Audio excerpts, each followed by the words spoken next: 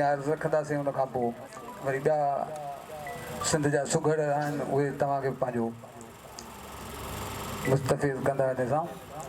त इन सां गॾु असांजे इश्क़ उल्फ़त जूं थियनि ओताक में ॻाल्हियूं, असांजे इश्क़ उल्फ़त जूं थियनि ओताक में ॻाल्हियूं, मलूकनि जे मोहबत जूं थियनि ओताक में ॻाल्हियूं।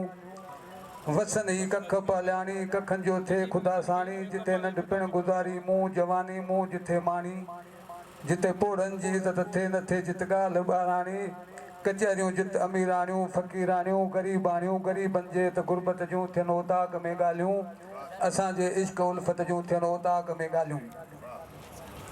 जिथे हर ॻाल्हि जी इंसाफ़ सां छेड़ी निबेरी थिए, न कंहिंजी दिलि शिकस्ती थिए, न थी त का दिलेरी थिए, न चोरी थिए न पेरी थिए, न कंहिंसां हेरा फेरी थिए, न कंहिंसां तेरी मेरी थिए, सफ़ा सचाई सदाकत जूं थियनि ओताक में ॻाल्हियूं।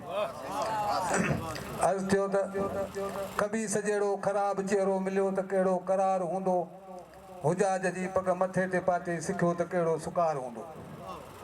न की ही बांगूं न की निमाज़ूं, न की ही बांगूं न की निमाज़ूं, असांखे नियतूं निकोर घुरिजनि, पराओ खाई पढ़े जो तस्वीरूं उन जो पक सां पघार हूंदो।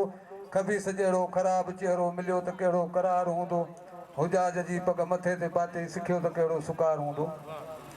जिन्ही जी कुनियत सदाईं कुर्सी उन खे कहिड़ो क़यास पवंदो, जनी जी कुनियत सदाईं कुर्सी उन खे कहिड़ो क़यास पवंदो, जितां पियो ईंदो उतां पियो वेंदो, अंधे घोड़े ते सुवार हूंदो। ख़बीस जहिड़ो ख़राबु चहिरो मिलियो त कहिड़ो करार हूंदो, हुजाज जी पग मथे ते पाते सिखियो त कहिड़ो सुकार हूंदो। चवां थो आऊं चनेसरनि खे